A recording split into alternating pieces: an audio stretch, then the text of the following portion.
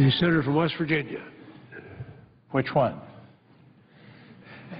The senior senator from West Virginia. I see. Okay. All right. Mr. President, I ask unanimous consent the order of the quorum call be rescinded. Without objection. Mr. President, I ask unanimous consent to speak in morning business for up to or perhaps a minute over or two over 20 minutes. Is there objection? Without objection, so ordered.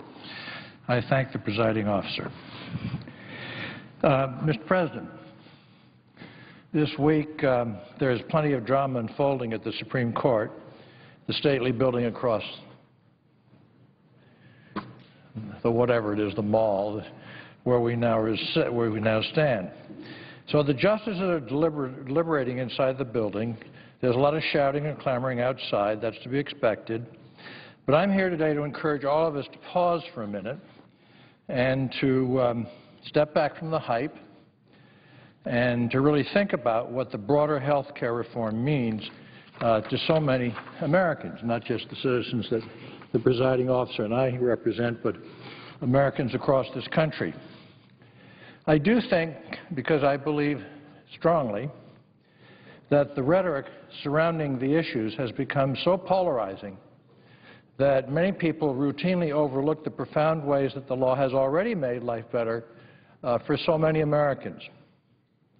Let's remember why we started down this path of health reform at all.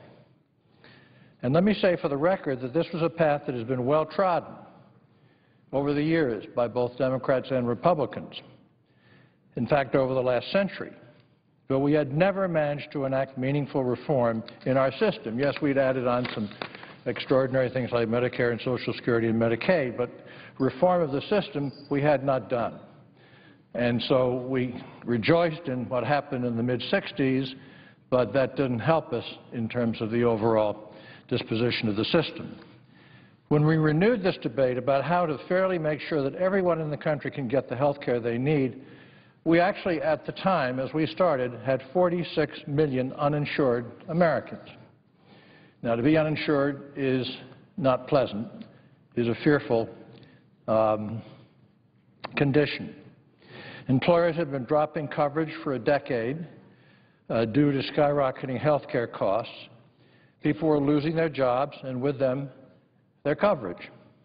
Even those who had coverage were being saddled with horrendous bills, and they were thrust into bankruptcy, even though many of them thought they had coverage that was protecting them financially. They didn't, but they thought they did.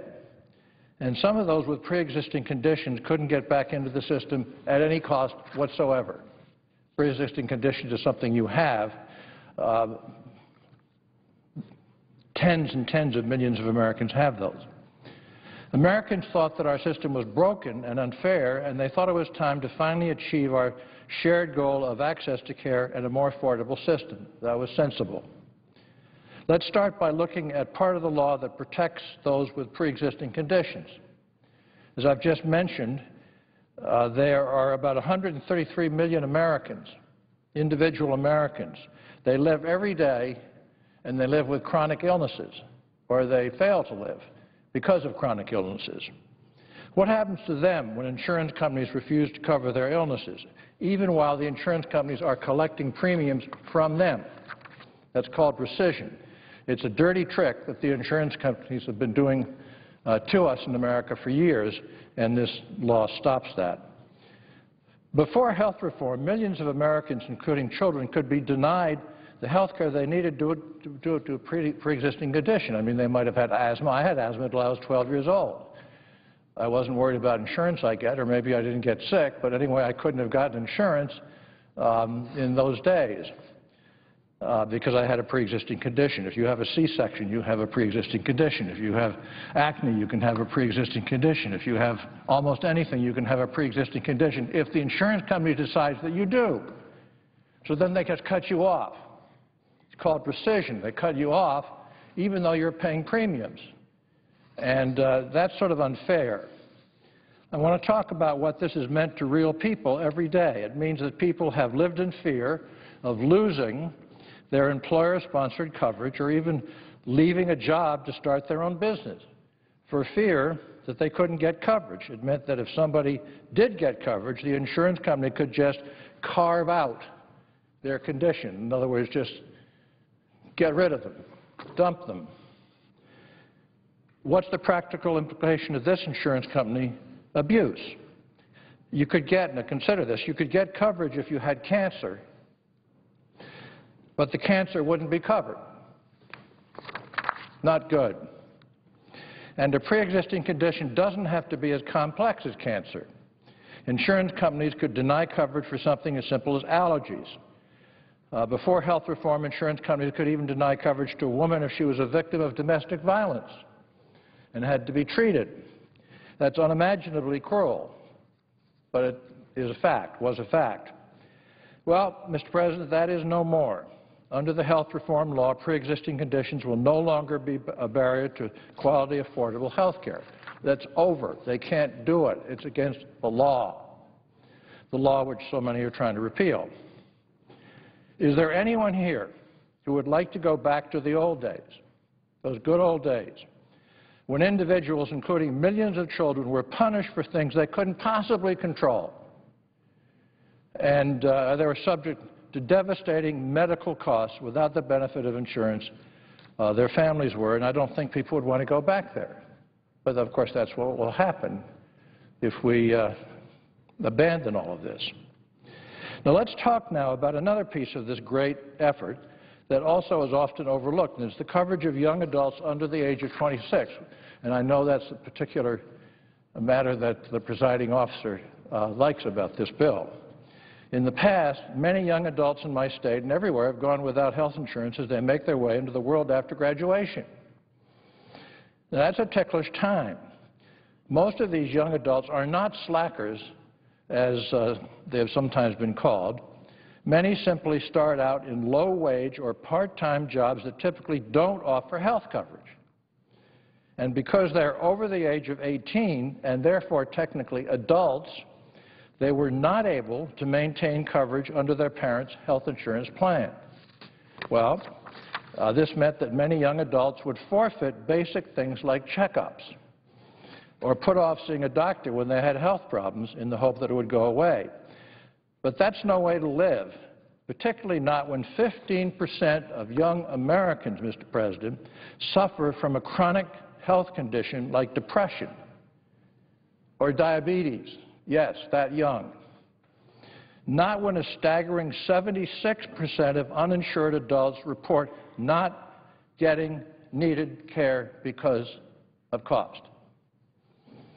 Before health reform, young adults represented 1/3 of our nation's uninsured population. People always think of young people as healthy. Not so. They take risks. They end up in the emergency room often. Think about how many young adults and their families are so much in a better position. Now, why is that? That's because the law now allows young adults with no coverage of their own to pay premiums and to stay on their parents' health insurance policy up to their 26th birthday. This applies even if you no longer live at home, if you're no longer a student, and you're no longer dependent on your parents' tax returns. In other words, you are covered. You are covered up to the age of 26. As a result, the results already, over 2.5 million young adults have gained coverage who did not have it before. That is a fact today, including more than 16,000 young adults in West Virginia. Now, those families have the peace of mind that their families will be financially protected should an injury or an illness occur. It's important to know that young people suffer a lot of mental health conditions, maybe a little bit more than the rest of the population. We don't think about that because they're young and therefore always ebullient. No, they're young and often troubled, trying to figure out what life holds for them. And these conditions can cause them problems. They need health insurance, and now they can get it. So right off the bat, parents like Sam Hickman from West Virginia were able to get young adult coverage. Isn't our country really a better place, it would seem to me? when people have the security of knowing that they're covered in case of illness or injury. To me, it just kind of makes sense. And maybe more importantly to the people, it brings peace of mind. It's not all. The law provides access to free preventive health services and easier primary care, as well as increased financial assistance for students through new scholarships and loan repayment programs to build a stronger health care workforce. This is a major part of this bill. In West Virginia, as the presiding officer knows, and all across the country, particularly in rural areas, we have a shortage of various kinds of necessary physicians and health care providers. In fact, one of my favorite parts of this law are the significant new financial incentives it creates to encourage young adults to go into primary care, dentistry, pediatrics, nursing, and mental health to precisely address those shortages. It's in the bill. Doesn't it just kind of make sense, given the shortage of skilled health care professionals in this country, to make it easier for young people to get into those well-paying, stable jobs? Health care job growth continues to be a major stabilizing factor in our economy. Creating additional jobs in our local communities is something many in this body have fought for in all kinds of ways, tax credits and plans and all kinds of things. But in the meantime, health reform tackles that problem too, just inexorably.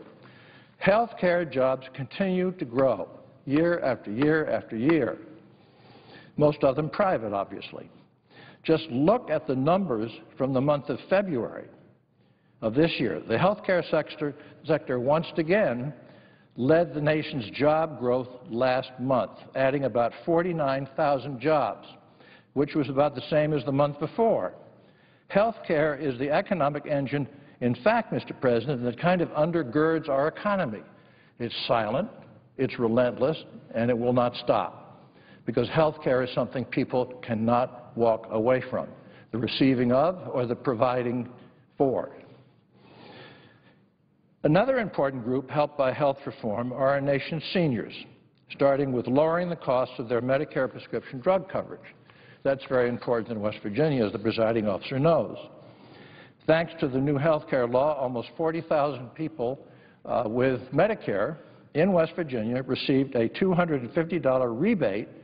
They've already got it, to help cover the cost of their prescription drugs when they hit that famous donut hole in 2011. I won't bother to explain that, 2010. In 2011, more than 36,000 West Virginians with Medicare received a 50% discount on their covered brand name prescription drugs when they hit the donut hole. That's called very good news. And then we go on to close the donut hole entirely. So this discount that I'm talking of resulted in an average savings of $653 per person and a total savings of over $23.5 million in our state of West Virginia, Mr. President. By 2020, the law will close the donut hole completely. And I think that's rather sensational news for seniors. But closing the donut hole is not all that this law does for seniors. Under the new law, seniors can receive recommended preventive services. We talk about that all the time, and we always think it's not in a bill. Preventive services such as flu shots, diabetes screenings, as well as new annual wellness visits, all things that seniors should do but often decline to do because of lack of access or thinking they have to pay for it and they don't have the money. So now they can get all of these screenings for diabetes and flu shots and all kinds of other things free. Free. So far, more than 32.5 million seniors, Mr. President, nationwide have already received one or more free preventive services, including the new, as I indicated, annual wellness visit, which is a very good idea for any person.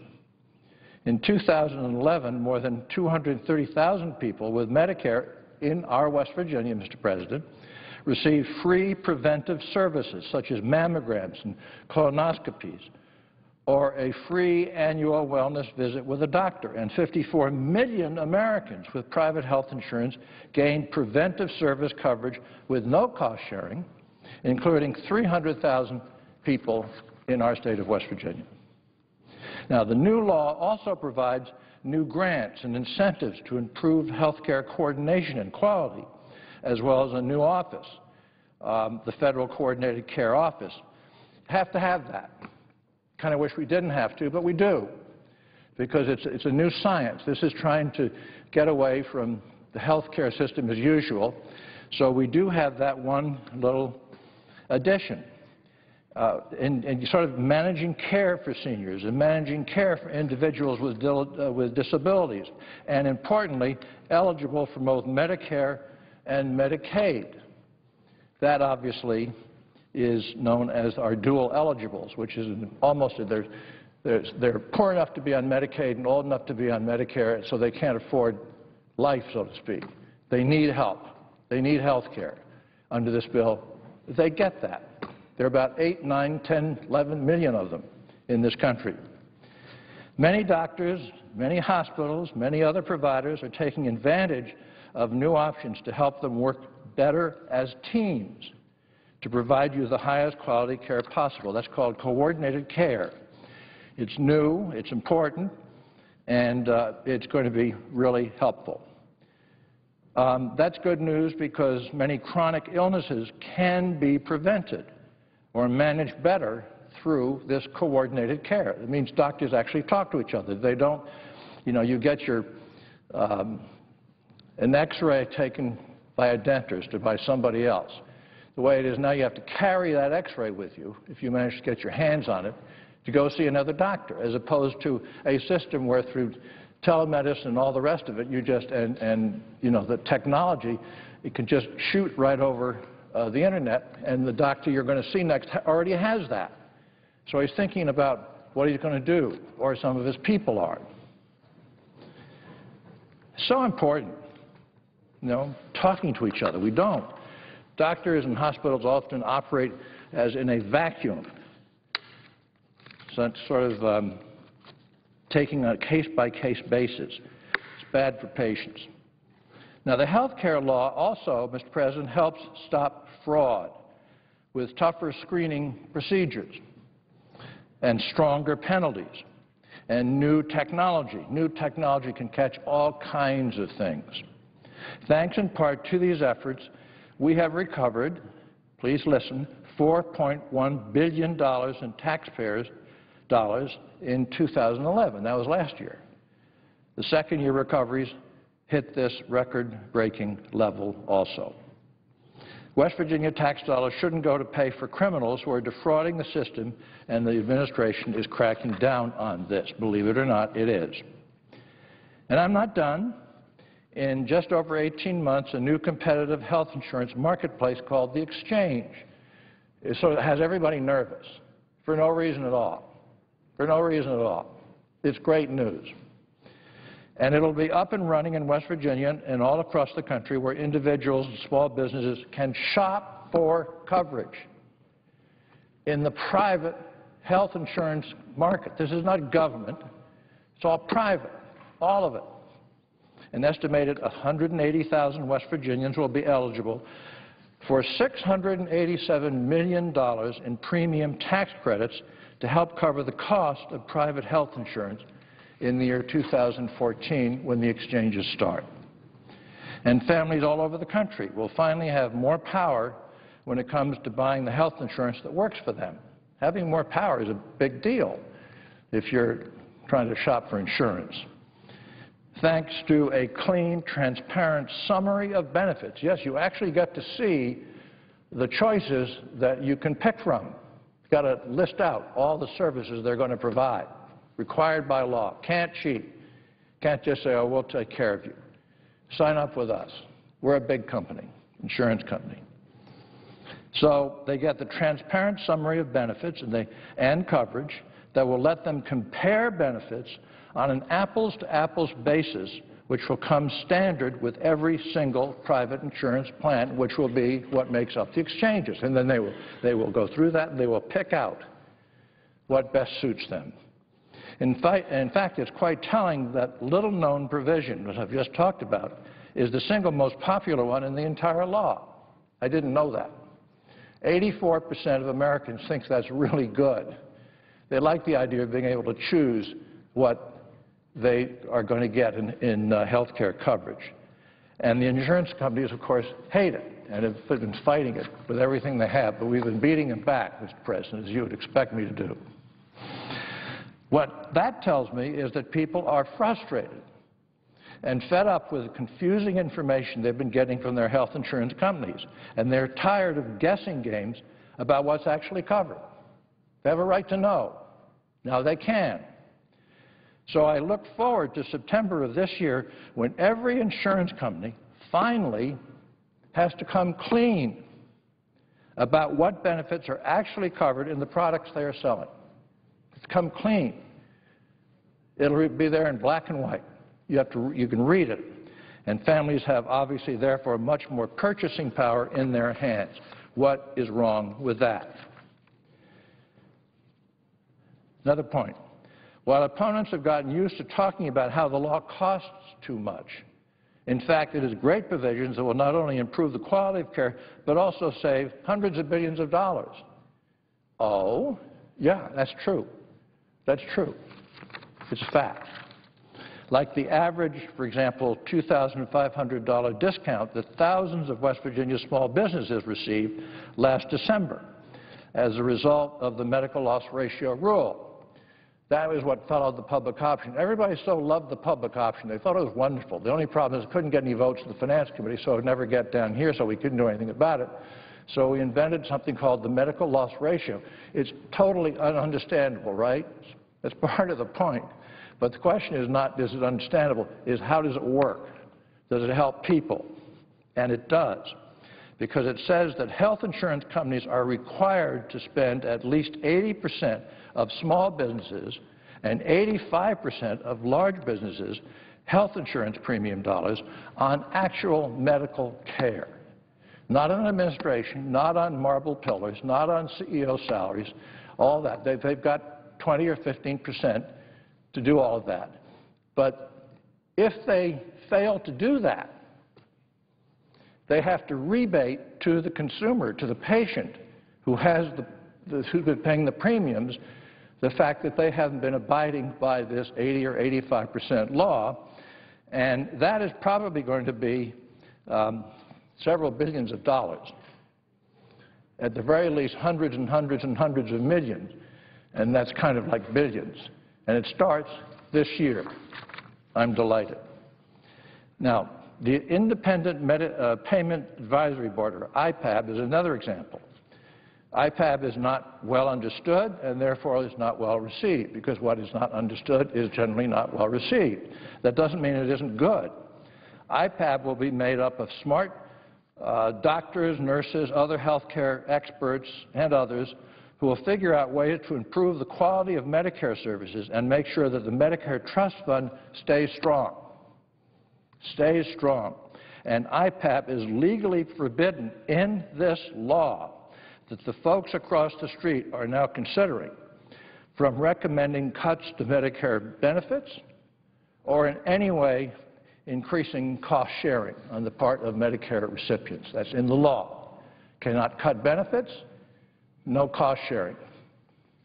And yet the House just last week rallied behind an effort to repeal IPAB.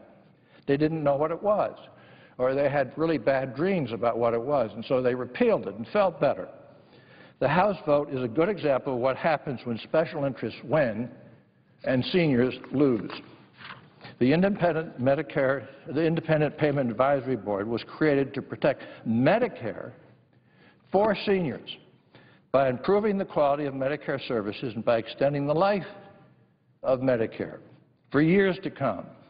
Instead of making Medicare better, House Republicans want to decimate the program, force seniors to pay much more, and give private health insurance companies and other special interests the authority to raid the Medicare Trust Fund, which they will do, in order to pad their bottom line, which they love doing.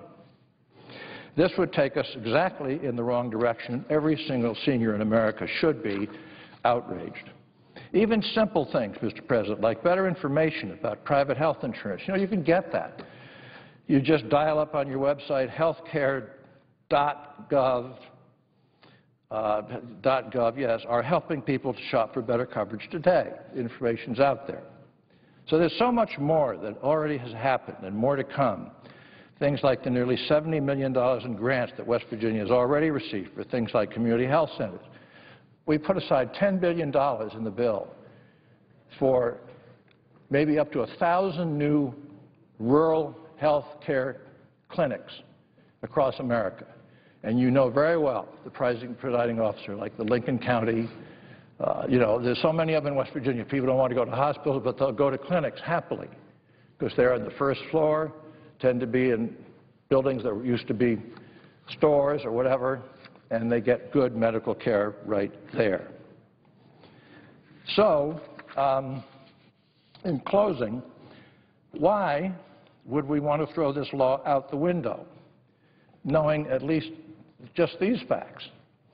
Think about it. The reforms here are the most significant reforms of health care in several generations. It's an effort that 50 years from now, history will record the same way as we do Social Security or Medicare as programs, as an essential part of the implicit promise to care for its citizens, to allow people to age with dignity and to find ways to make our society a better place.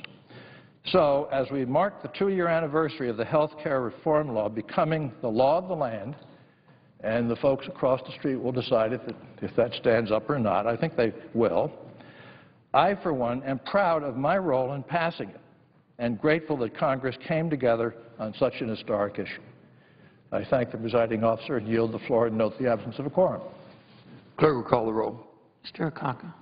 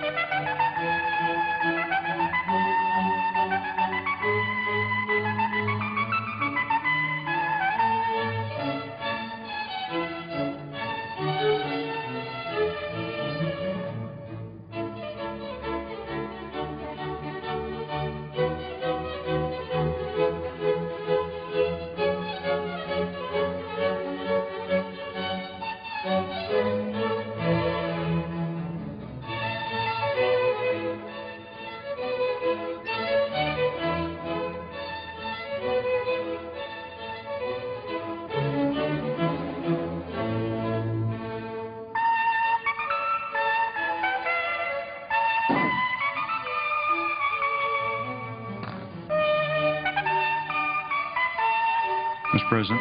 Senator Marizano. Mr. President, I ask that the quorum call be dispensed with Without objection. and unanimous consent that I be allowed to speak in morning business for up to 10 minutes. Without objection, so ordered. Thank you, Mr. President.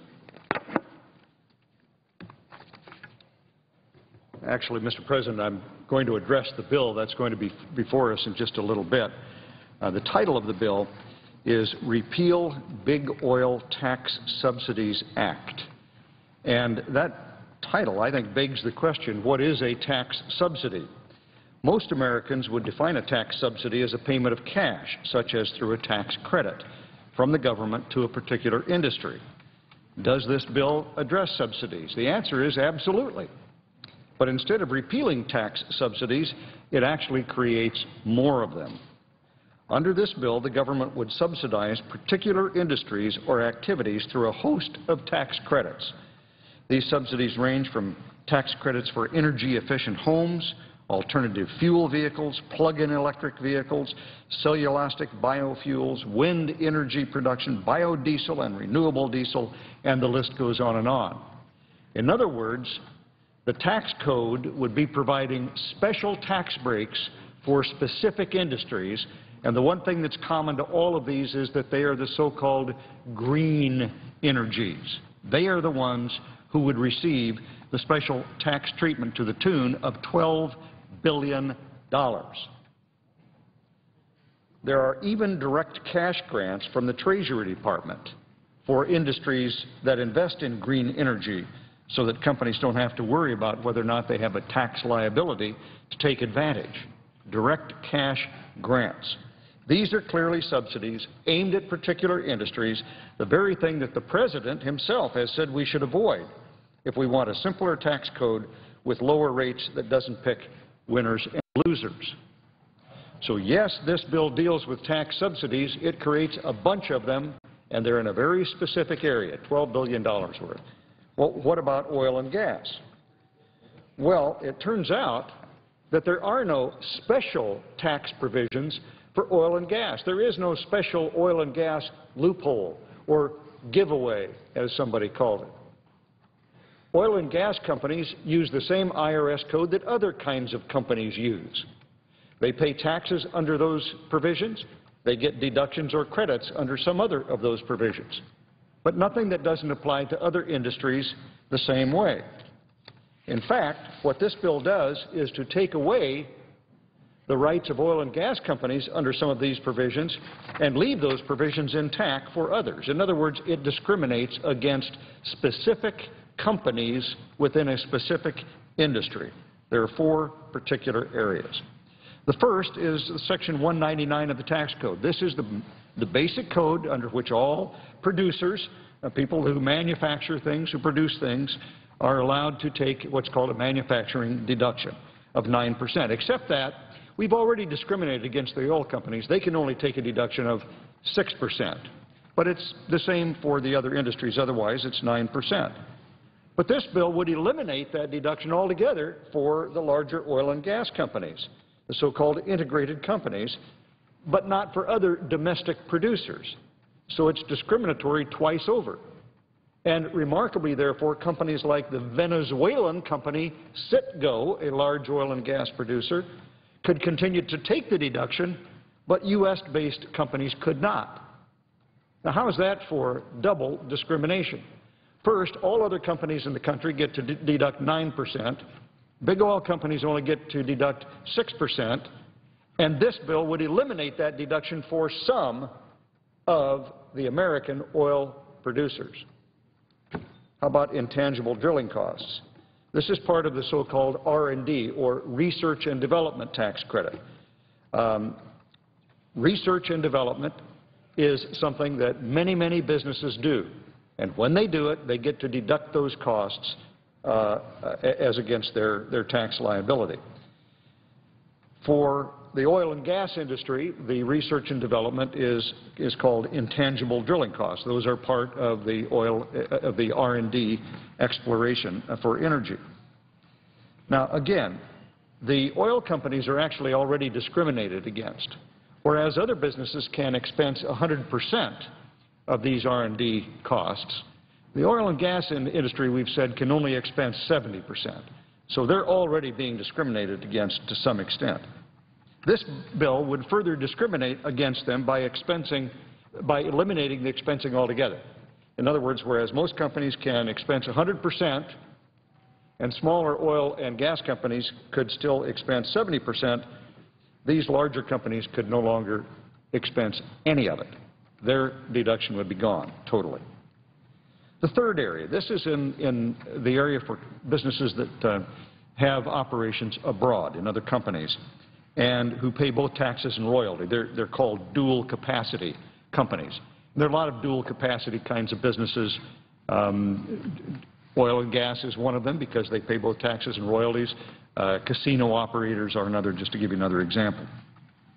Well, in order to prevent double taxation for American companies that pay both foreign taxes and American taxes, and obviously they're competing against companies that only pay taxes once to their own country.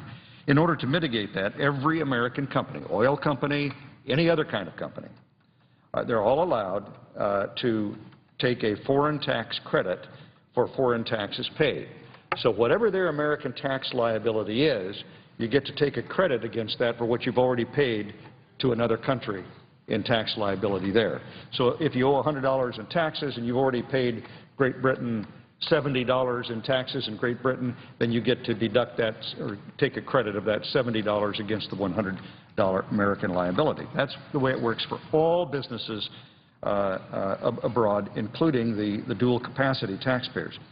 This bill would eliminate part of the foreign tax credit for the large integrated oil and gas companies, therefore putting our companies at a severe disadvantage with other oil and gas companies doing business around the world. And of course, oil and gas businesses all around the world.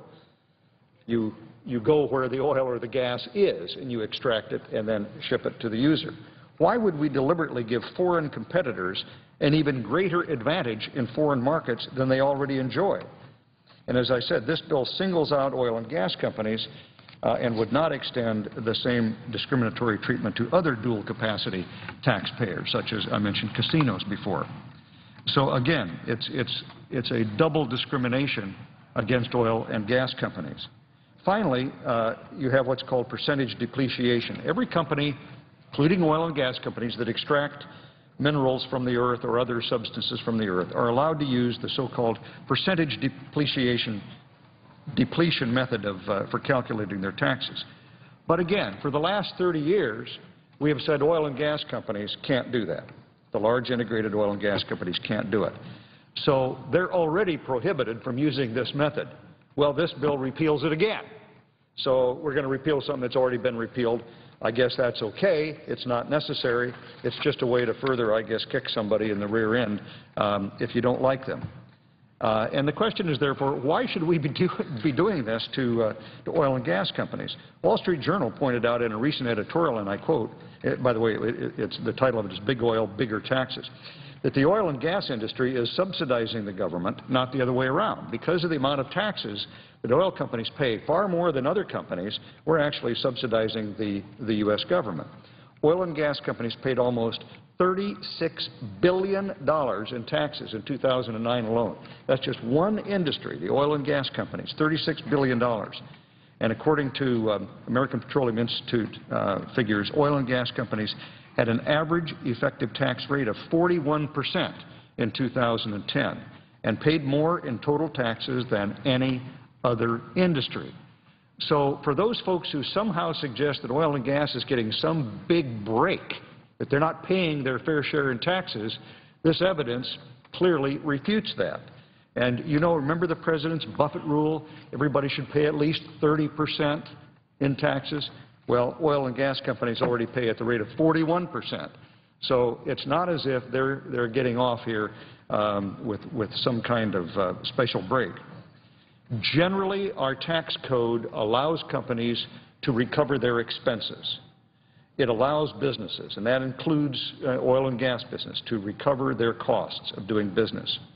As I said before, the oil and gas industry is already discriminated against. They can't recover all of their costs.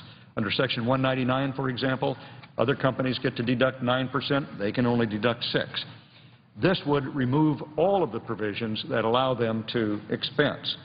And so the code, which already treats them the same or worse than other industries, would now treat them substantially worse.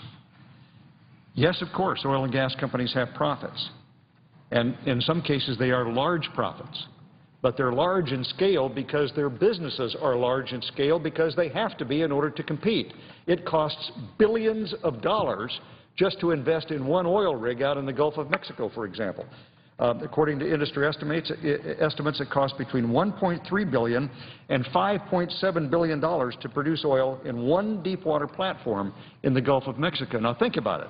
If you're making $200 a year, obviously you can't do that. It takes companies that make an enormous amount of money to spend $5 billion on one oil platform to try to see whether or not they can find oil and gas.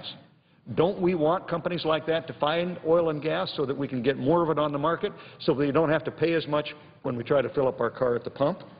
Well, what would happen if we used the tax code to further penalize oil and gas companies with these massive tax increases? Does anybody think the costs aren't going to be passed on? According to Congressional Research Service, tax increases like the ones in the bill, and I'm quoting, would make oil and natural gas more expensive for U.S. consumers and likely increase foreign dependence, end of quote. Everybody talks about reducing the price of gas at the pump and reducing U.S. dependence. What these tax increases would do is to further that dependence and increase the prices at the pump. I mean, this isn't like shooting ourselves in the foot, it's like shooting ourselves in the head. Why would we do this? We would have less domestic energy production. Obviously, taxing activity means that we'll get less of it. How about jobs? Well, the oil and gas industry supports more than 9 million American jobs. The American Petroleum Institute estimates that 1 million new jobs could be created in the next 7 years if punitive new tax increases and unnecessary new regulations are avoided. Now, we desperately need to create jobs. These are good American jobs. Why would we want to destroy jobs by imposing an unfair tax on an industry which is producing something that we desperately need? Foreign oil companies, such as those based in Russia and China and Venezuela, would have an even greater competitive advantage over American companies in these overseas markets if we impose these taxes on American companies. And finally, we would hurt tens of millions of Americans who invest in these companies through pension funds, retirement accounts, and mutual funds. In other words, Mr. President, this bill would eliminate tax provisions that are not giveaways or subsidies to producers in the United States in order to pay for tax subsidies that would be given to specially chosen industries, the so-called green industries. In the process, we'd get higher fuel prices for consumers, less domestic oil and gas production, more dependence on foreign oil, fewer jobs, less American competitiveness, and less retirement savings. This does not sound like a deal worth making.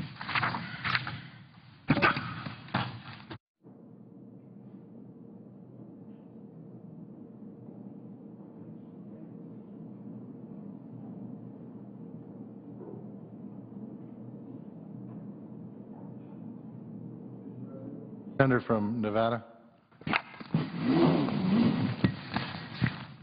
Thank you, Mr. President.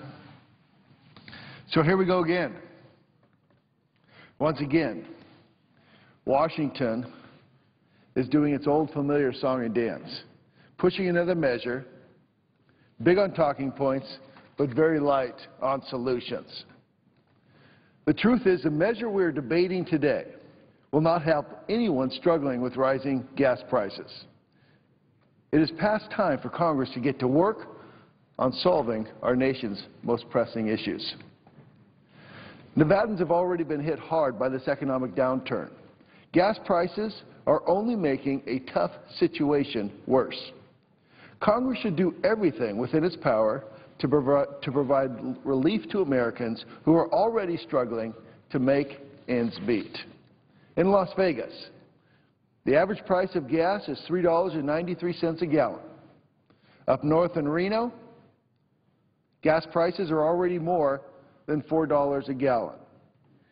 And in the rural towns of Elko and others, the local newspaper recently reported that gas prices have increased by 48 cents just in the last month. I received a text message recently by a prominent businessman in my state. He says regular gas prices at $4.56 per gallon in Southern California, beginning to really affect our businesses. This is an issue, Mr. President, that Congress has ignored for far too long. Instead of addressing gas prices, my colleagues on the other side of the aisle are retreating to failed policy in hopes of distracting Americans from the dramatic price and rise of prices at the pump.